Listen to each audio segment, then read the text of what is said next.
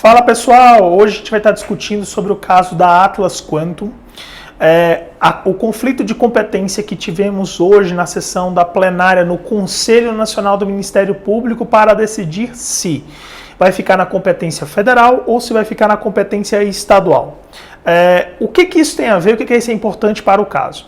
Na decisão de hoje, a gente obteve que um dos procuradores pediu vista para poder dar o seu parecer relacionado ao caso.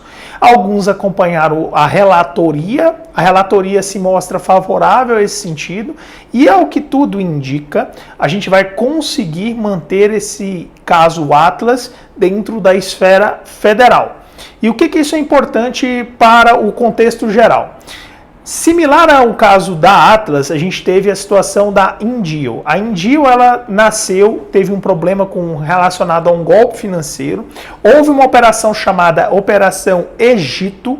Essa operação, na primeira fase, ela foi responsável por bloquear alguns bens. Na terceira fase, em operação conjunta da Polícia Federal com o FBI, foi possível a constrição de 130 milhões em criptoativos nos Estados Unidos em relação a essa operação.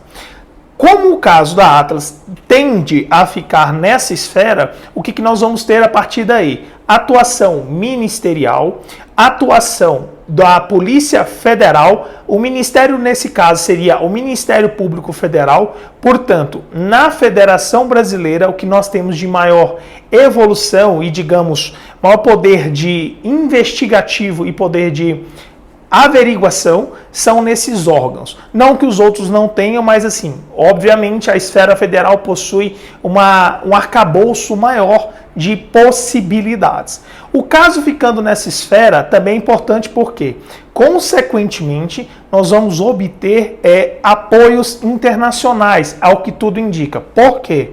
Quando você está num caso de transnacional e houve o ferimento de direitos de pessoas estrangeiras não nacionais, como é o caso da Atlas, que possui clientes nos Estados Unidos, na Europa, em outros continentes, a tendência é que haja um acordo de cooperação jurídica internacional entre o ente federativo Brasil com outros países que porventura tenham cidadãos que tiveram o seu dinheiro ali constrito.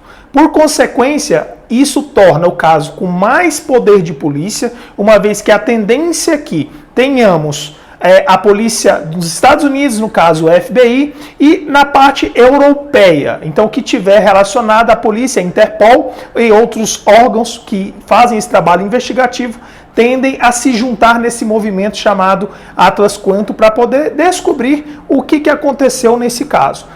E assim, após essa quebra de sigilo que se espera bancária, telefônica, fiscal, telemática, novos fatos vão aparecer e, por consequência, você vai utilizar aquilo que a gente chama de proveito do crime na parte civil. A parte civil ela vai servir para quê? Para penhorar no rosto desses autos criminais, eventualmente, o que aconteceu, o que se encontrou de bens. Existindo isso, você necessariamente tem aquele título executivo da ação civil executando aqui. Necessariamente, quando há algo na esfera criminal, você tem que executar em algum local, e esse local é a esfera civil. Por isso, a gente acredita que essa parte do parecer que o procurador pediu vistas, isso é bem comum, não é algo que eu acredite que vai mudar o entendimento dos demais, principalmente uma vez que há um consenso para a maioria sendo formada no sentido de manter o caso na esfera federal.